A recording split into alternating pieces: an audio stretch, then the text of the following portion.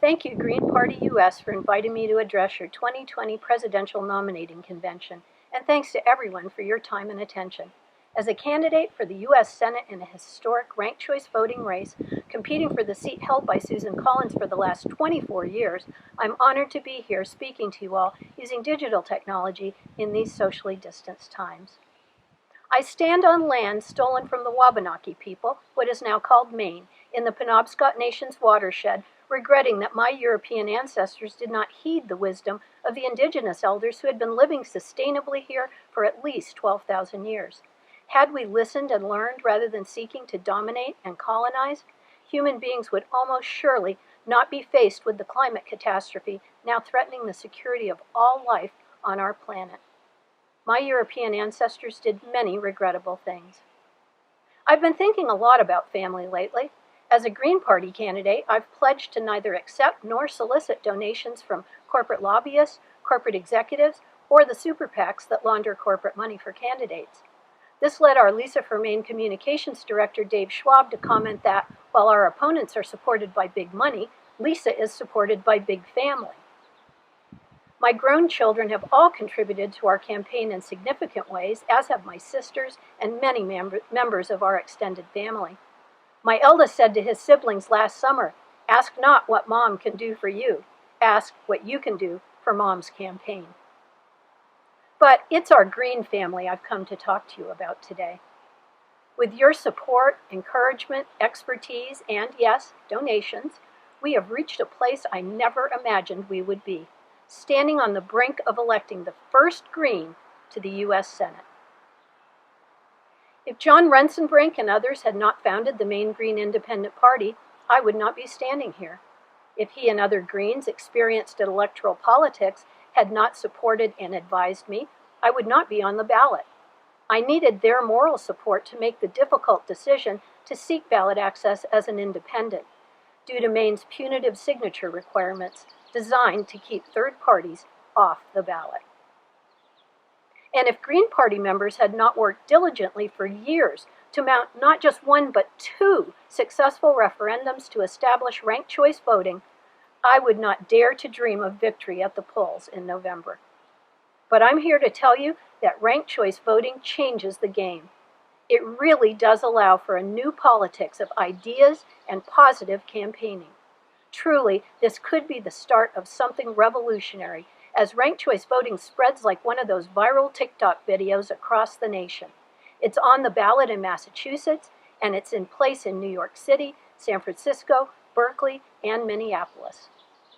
With this race here in Maine, we have the opportunity to show what ranked choice voting can really do. Ranked choice voting offers us an unprecedented opportunity to invite Mainers to vote their hopes rather than their fears. It allows us to offer them the chance to vote for the candidate they really want, the one that best aligns with their values, as a first choice rather than holding their nose and voting for some corporate candidate deemed safe by the corporate press. I don't know about all of you, but all that nose holding was too painful for me to continue. Disappointed time and again by the policies of progressive-sounding candidates who turned to warmongers and Wall Street enablers once they were in office, I vowed to move forward by voting my conscience. I'm proud to say I voted Green in the last two presidential elections, and I'll do it again in 2020, as I've pledged to support the candidates who are nominated by this convention. Having ranked choice voting makes that decision easier, but I would do it regardless. My husband is a long-standing Green who has wrongly been blamed for every Republican administration since Ronald Reagan. This is, of course, nonsense, and I believe the Democratic Party knows it.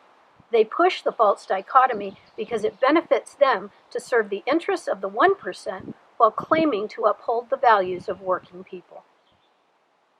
Meanwhile, exit polls show that time and again, the presence of a strong progressive candidate brings out voters who would not otherwise have voted. I believe that my name on the ballot greatly increases the chances of unseating the most unpopular senator in the nation, a woman who betrayed Maine's proud tradition of independent thought and leadership by siding with an unqualified Supreme Court nominee and refusing to investigate the credible claim of sexual assault against him. Her list of offenses is a long one: supporting a racist candidate for Attorney General of the United States, sponsoring the legislation that shredded the financial stability of the U.S. Postal Service, supporting a tax bill that robbed from the poor to give to the already wealthy, and failing to convict an impeached president blatantly using his official position for political gain. The people of Maine have not forgotten any of this, and that's why I know we have a real chance to win an election that will likely pit myself against Susan Collins and an establishment centrist Democrat who does not support Medicare for all, or defunding police, or a demilitarized Green New Deal, and perhaps even a couple of other independents. Maine has a proud history of electing independents outside the corporate two-party system, and now we find ourselves free of plurality victors and the so-called spoiler effect.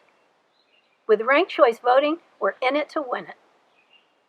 And the state of our nation and our planet demands that we win. The complete and total abdication of responsibility shown by our current corporatized government absolutely demands it. An unprecedented but predictable health crisis has laid bare the structural inequality of our wretched for-profit healthcare system. It is a racist system based on white supremacy, which lies at the root of nearly all our structural problems. Black, Indigenous, and other people of color have suffered disproportionate infection rates from COVID-19, as they are more likely to work in jobs that could only be done in person. They have suffered disproportionate death rates, as their underlying conditions resulting from poverty and unaffordable health care doomed them. What more stark evidence do we need to demonstrate that the Green Party's long-standing demand for expanded Medicare for all, universal single-payer health care for all residents in the U.S., is well past due? Public health means that our health care is only as good as the health care of all the people we share our space with. I, for one, do not think that the words for-profit and health care even belong in the same sentence. It is a moral abomination. Our despicable, vacuous leadership at the national level has misguided us even through a pandemic that is still accelerating. A national healthcare system could have planned for a crisis like this. It could have stockpiled the PPE for healthcare workers and been at the ready to develop testing for everyone so as to contain and control the disease, as we've seen other nations successfully do.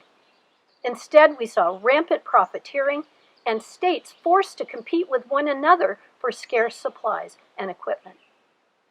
But we see nearly every night there is no scarcity of military equipment for police departments throughout the nation, as they respond to the millions demanding justice for George Floyd and all the victims of racist police violence.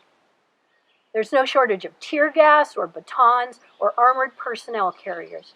That we know. Budgets are moral documents. The U.S. spends nearly 70% of its discretionary budget each year on the military and drops a bomb in another country on average every 12 minutes. Meanwhile, as a school teacher, I was asked nearly every year to do more with less. Police departments nationwide send officers to Israel for training in the tactics of a violent occupation force that continuously abuses Palestinians, with U.S. taxpayer support. These are not my budget priorities. Are they yours? It is thrilling that we are in the summer of a great and sustained uprising of people in the U.S., demanding that we defund police and finally grapple with the deep inequities built into our white supremacist justice system. Young people in particular have found the courage to march night after day after night, protesting a system that has cost so many of them so dearly. Last month, I watched a documentary on the Black Panther Party and was struck by the fact that their demands, crafted more than 50 years ago, were the very same demands being made by the Black Lives Matter movement today. Rage is an appropriate response to our abysmal lack of progress. A government owned and operated by corporations can never achieve justice or put forth a budget grounded in values of caring for people rather than dominating and killing them. Green family, I stand with you today to say enough. We will no longer tolerate and support the values of patriarchy, class hierarchies, racial discrimination, ableist discrimination, or cis discrimination. We are the party that holds a real, living, breathing vision that another and better world is not only possible, it is essential if we as a species are to survive. And there's no guarantee we will. The most compelling security threat of the 21st century may be hard to see at times through the clouds of tear gas from the homes we lock ourselves in due to the pandemic, but it's still the climate crisis. We must meet it with our greatest minds and be the priority of our budgets and every level of government.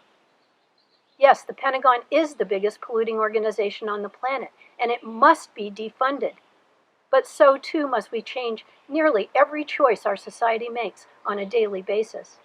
The false energy needs of capitalism's insatiable need for expansion in order to line the pockets of the ultra-wealthy must be challenged.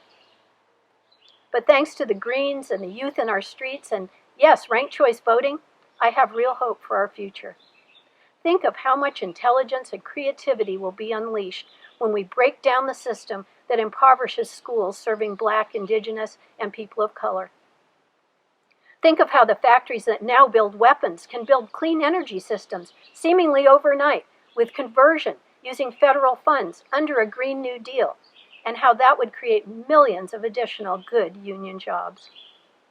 We see the corporate parties squabble and cling to the past with all of their might because they know a better future is at hand, a future that is more equitable, sustainable, and moral, a future that values people, planet, and peace. There was once a truism in American politics: as Maine goes, so goes the nation. With you, my Green family, I can believe we can, with this Senate seat, begin in earnest our transition to that future. Now is our opportunity. We lead together.